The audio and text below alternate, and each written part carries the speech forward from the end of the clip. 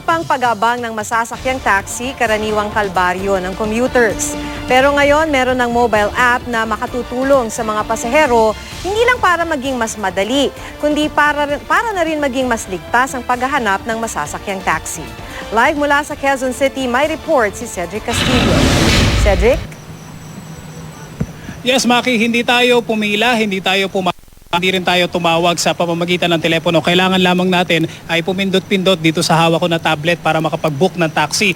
At ayon dito sa aking gadget, ay mag-abang lang daw tayo dito sa may GMA Network nitong taxi na may plakang UVB 503 at ang driver daw nito ay si Mr. Larry McKay. At sa puntong ito, mukhang may patingnan na taxi.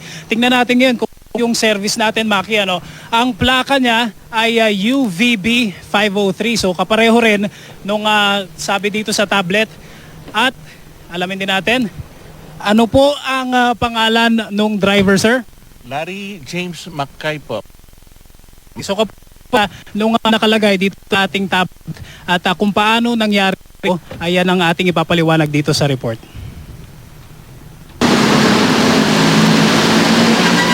Para sa mga pasahero na gusto ng mas komportabling biyahe, lalo na kung rush hour, hindi may iwasan ang pananakit ng binti at pangangawit ng braso kakapara ng taxi. Pero lingid sa kaalaman ng maraming commuters, may higit na mas madali na raw paraan para tumawag ng taxi gamit ang smartphones at mga daliri. Sa pamamagitan ng isang app o programa sa smartphone, ang mobile device mo na ang mismong hahanap ng taxi para sa iyo. Hindi na raw kailangan pumila, iwas unahan at agawan.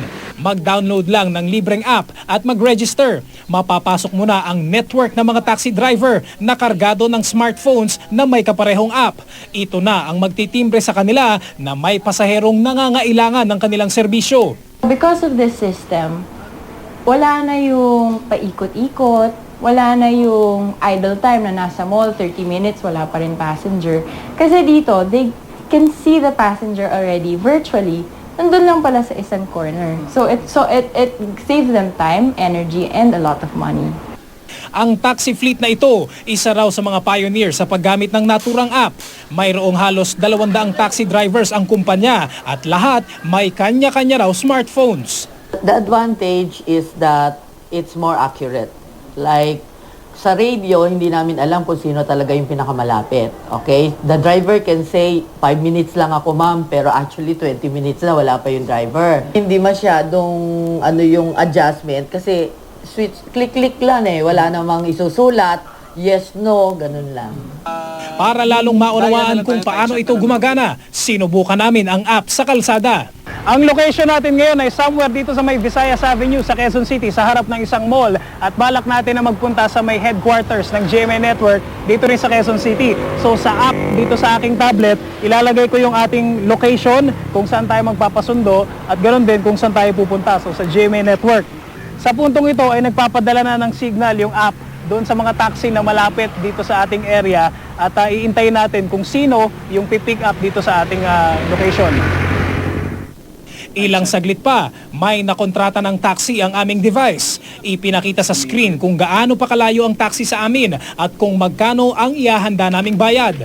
Nakalagay din kung ano ang plaka ng taxi, pangalan ng driver at maging ang cellphone number nito. Maya-maya pa, isang taxi ang pumarada sa harap namin. Ang plaka, tugma sa ipinakita sa app. Ang pangalan sa lisensya ng driver, pareho rin. Bagaman hindi lang iisang driver ang tutugon sa timbre ng app, ang program na ang magdedesisyon kung aling taxi ang ibibigay sa pasahero. Ako yung pinakamalapit, kaya ako naka-assign na pwedeng kumuha dun sa... Okay. So basically, dahil ikaw yung pinakamalapit sa area ko? Opo, ako dapat ko doon kasi ako pinakamalapit. Walang favoritism, walang human error, di ba? So system na ang nag-a-assign.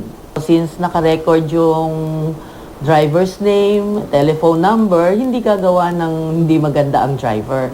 Sa ngayon, aabot pa lamang daw sa 1,000 taxi sa buong Metro Manila ang gumagamit na ng taxi app. Dahil dito, kaunting tiis lang daw kung may mga pagkakataong walang taxing may bibigay sa pasahero. Ayon sa developer, hindi lamang para sa seguridad ng pasahero makakatulong ang program, kundi para na rin daw maging panatag ang mga kaanak, kakilala o kamiting ng pasahero. So you can share it on Facebook, on Twitter, email or SMS. Whoever clicks on that link can see a map basically of you going to your destination. Okay, Maki, paalala natin sa commuters, 70 pesos. Sir, makikita bilang po, 70 pesos yung karagdagang bayad sa taxi fare mo kapag, sir, bababa lang po ako.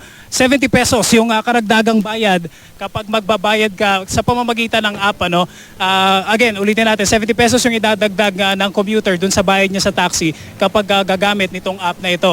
At ang maganda dito, Maki, makakatulong daw ito dun sa mga taxi driver kasi sa pagkakaintindi natin, itong 70 pesos na ito ay may makukuha dito yung mga driver. Sir Larry, dun sa 70 pesos, meron kayong porsyento doon? Malaking porsyento ang napupunta sa amin at maliit lang ang papunta sa kumpanya. Okay. Sir, yung ganitong sistema, makumpara dun sa luma na radyo-radyo kayo, ano yung advantage ito? Ang advantage nito, unang-una, pag sa radyo, isusulat mo pa kung sino pasahero, saan pupunta, saan mo kukunin. Samantalang dito sa sistemang ito, naka-indicate na lahat ang datos. Titignan mo lang, makukuha mo na kagad. Napaka-alwan. Mas mabilis. Mas mabilis po. Oo. Okay.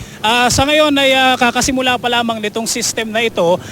Nung June, kung di ako nagkakamali, nagsimula itong system nito. At so, abangan natin kung ito ay kakagatin ng iba pang mga taxi companies. Maki? So ngayon, Cedric, dito pa lang ba yan sa Metro Manila? Tama, Maki. Ito sa Metro Manila pa lang ginagawa sa ngayon. June nagsimula itong developer nito, yung service provider. At sa pagkakaalam natin, naabot pa lamang daw sa 1,000 taxi units ng, kung hindi ako nagkakamali, mga 5 companies pa lamang ang nagpapa-implement ng ganitong sistema sa Metro Manila pa lang, Maki. So bali, Cedric, 70 pesos on top of the flag down, yun yung sisingilin na additional dun sa pasahero.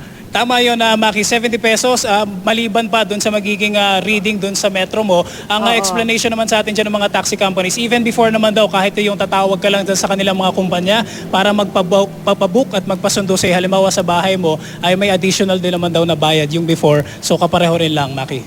Okay, maraming salamat, Cedric Castillo.